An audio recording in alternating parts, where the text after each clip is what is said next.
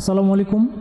বিভিন্ন চাকরির পরীক্ষায় প্রেপোজিশন থেকে যে প্রশ্নগুলো বারবার আসে এবং অধিক গুরুত্বপূর্ণ, এরকম 25টি এমসিকিউ প্রশ্ন আমরা ব্যাখ্যা বিশ্লেষণ সহ সমাধান করব। সমাধানে এসএ স্টাডি কেয়ার। 1 নম্বর প্রশ্ন, প্রেপোজিশন স্ট্যান্ডস বিফোর, অর্থাৎ প্রেপোজিশন কার পূর্বে বসে? এখানে আছে interjection, noun, conjunction, noun or pronoun. তো আমরা জানি প্রেপোজিশন শব্দের প্রি হচ্ছে পূর্বে, পজিশন হচ্ছে অবস্থান। প্রেপোজিশন শব্দের অর্থ হলো পূর্বে অবস্থান। যে সকল শব্দ কোনো নাউন অথবা প্রোনাউনের পূর্বে বসে তার সাথে বাক্যের অন্য অন্য শব্দের সম্পর্ক স্থাপন করে তাদেরকে বলা হয় প্রেপোজিশন। তাহলে এখানে আমরা বলতে পারি নাউন এবং প্রোনাউনের পূর্বে বসবে। তাহলে এখানে অ্যান্সার হবে D number, noun or pronoun.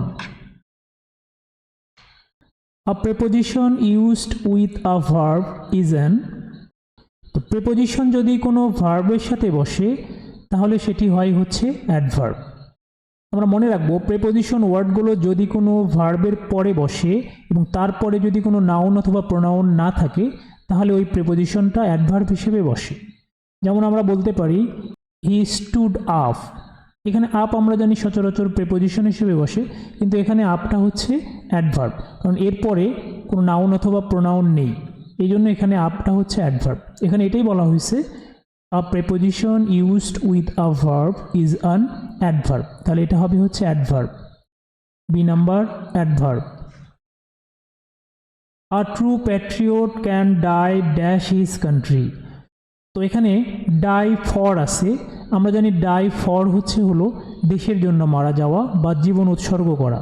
তাহলে এখানে যেহেতু ট্রু প্যাট্রিয়ট সত্যিকার দেশপ্রেমিক বলা হয়েছে, তাহলে এখানে ডাই ফরই হবে সঠিক answer, A number die for.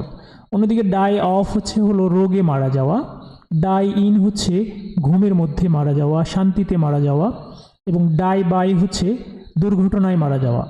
তাহলে এখানে হবে ডাই ফর, এ নাম্বার সঠিক। I put the table cloth dash the table. তাহলে এখানে বলা হচ্ছে আমি টেবিলের কাপড় রেখেছিলাম টেবিলের উপরে। আমরা জানি প্রেপোজিশন যদি কোনো তল স্পর্শ করে থাকে তাহলে অন ব্যবহৃত হয়। তাহলে এখানে হবে হচ্ছে on, I put the table cloth on the table, C number on. The dog was hiding dash the table. আমরা জানি কোনো কিছু নিচে থাকা অর্থে আন্ডার শব্দটি ব্যবহৃত হয়, তাহলে এখানে হবে হচ্ছে the dog was hiding under the table, ডগটি টেবিলের নিচে লুকিয়েছিল। তাহলে এখানে হবে B number under. In which sentence like is used as a preposition. কোন বাক্যে লাইক শব্দটি প্রেপোজিশন হিসেবে বসেছে? অপশন এতে আছে he likes to it fish. এখানে সাবজেক্টের পরে বসছে লাইকস, তার মানে এটা হচ্ছে ভার্ব, তাহলে এটা প্রেপোজিশন নয়। বিতে আছে he loves like his father does. এখানে দুটো ক্লোজ, হি লাভস এবং হিজ ফাদার ডাস, দুটো ক্লোজকে যুক্ত করছে লাইক, এটা হচ্ছে কনজাংশন। সিতে আছে হলো he climbed the tree like a cat. তো এখানে ক্যাট হচ্ছে নাউন, এই লাইক শব্দটি হচ্ছে এই বাক্যের অন্য অন্য শব্দের সাথে এই ক্যাট শব্দের একটা সম্পর্ক স্থাপন করেছে এবং এটি হলো প্রেপোজিশন, অর্থাৎ সি নাম্বার হচ্ছে সঠিক অ্যান্সার। অন্যদিকে ডিতে আছে like minded people R necessary to start a business. তো এখানে লাইক শব্দটি হচ্ছে অ্যাডজেক্টিভ, তাহলে এখানে অ্যান্সার হবে হচ্ছে C number. The snow shawls dash the valley. আমরা জানি শোয়ালস ডাউন হয়, এর অর্থ হলো তুষারপাতের সময় তুষার উপত্যকার দিকে চক্রাকারে পতিত হয়, তো এই অর্থে হচ্ছে শোয়ালস ডাউন হয়, সি নাম্বার ডাউন হবে সঠিক answer. He does not adhere dash any principle. আমরা জানি অ্যাডহিয়ার টু হলো লেগে থাকা, তাহলে এখানে অ্যান্সার হবে হচ্ছে লেগে থাকা অর্থে অ্যাডহিয়ার টু, আটের ডি নম্বর টু হবে। He went to new market dash. আমরা জানি কোথাও হেঁটে যাওয়া বোঝাতে অন ফুট ব্যবহৃত হয়, তাহলে এখানে অ্যান্সার হবে হচ্ছে এ নাম্বার অন ফুট, অর্থাৎ সে নিউ মার্কেটে হেঁটে গিয়েছিল। You may go for a walk if you feel dash it. আমরা জানি ফিল লাইক শব্দের অর্থ হচ্ছে ইচ্ছা হওয়া, প্রত্যাশা হওয়া বা ঝোঁক থাকা। এই বাক্যটির অর্থ হচ্ছে আপনার যদি ইচ্ছা হয় আপনি হাঁটতে যেতে পারেন। তো এই অর্থে এখানে ফিল লাইক ব্যবহৃত হবে। তো সঠিক অ্যান্সার হবে C number, feel like. He insisted dash there. তো আমরা জানি ইনসিস্টের পরে অন বসে এবং তারপরে একটি হচ্ছে পসেসিভ বসে এবং তারপরে ভার্ব প্লাস আইএনজি যুক্ত হয়। তো এখানে অপশনগুলোতে আমরা দেখতে পাচ্ছি অপশন এতে আছে ইনসিস্টেড অন এবং মাই আছে পসেসিভ, তারপরে ভার্বের সাথে আইএনজি। তাহলে এটাই হলো সঠিক answer. He insisted on my going there, যার অর্থ হচ্ছে তিনি আমাকে সেখানে যেতে জোর করেছিলেন। Your conduct admits dash no excuse.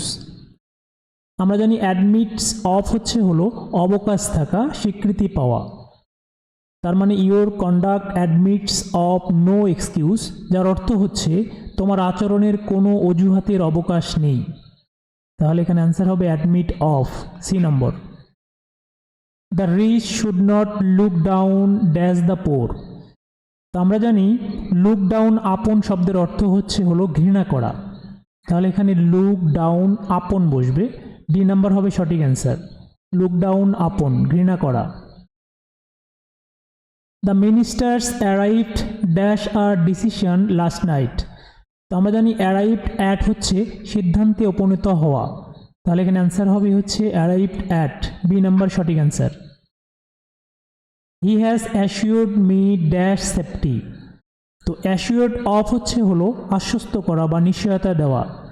তাহলে এখানে হবে হচ্ছে he has assured me of safety, সে আমাকে নিরাপত্তার নিশ্চয়তা দিয়েছিল। Assured of, D number of. I am not bad dash tennis. আমরা জানি ব্যাড অ্যাট শব্দের অর্থ হচ্ছে হলো অদক্ষ, আর গুড অ্যাট শব্দের অর্থ হচ্ছে দক্ষ।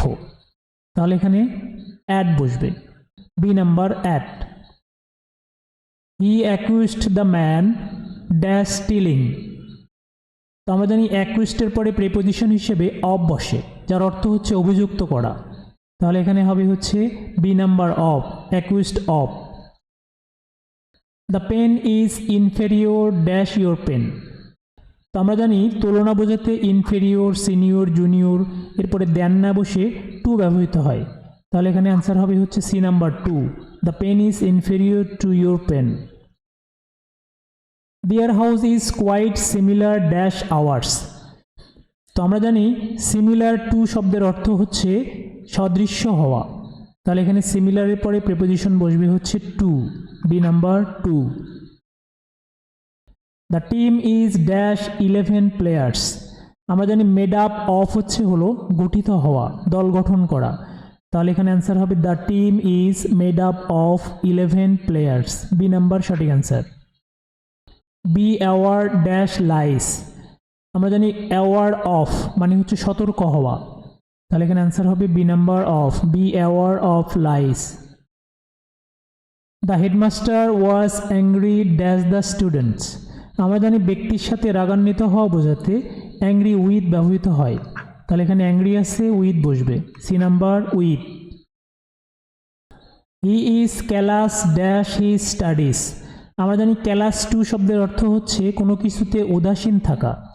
তাহলে এখানে হবে ক্যালাস টু, অর্থাৎ বি নাম্বার সঠিক answer. He is callous to his studies. I am quite dash home in algebra. তো এখানে হোম আছে, এখানে অপশনগুলোতে আমরা দেখতে পাচ্ছি অ্যাট আছে। তার মানে অ্যাট হোম শব্দের অর্থ হচ্ছে হলো কোনো বিষয়ে দক্ষ। তাহলে এখানে হবে quite at home in algebra. He is confident dash success. আমরা জানি কনফিডেন্ট অফ হচ্ছে আত্মবিশ্বাসী বা নিশ্চিত। তাহলে এখানে অ্যান্সার হবে হচ্ছে কনফিডেন্ট অফ, ডি নাম্বার সঠিক অ্যান্সার। ভিডিওটি যদি ভালো লেগে থাকে অবশ্যই চ্যানেলটি সাবস্ক্রাইব করবেন, ভিডিওটিতে লাইক, কমেন্টস এবং শেয়ার করবেন। কমেন্ট বক্সে ডান লিখতে ভুলবেন না। ধন্যবাদ।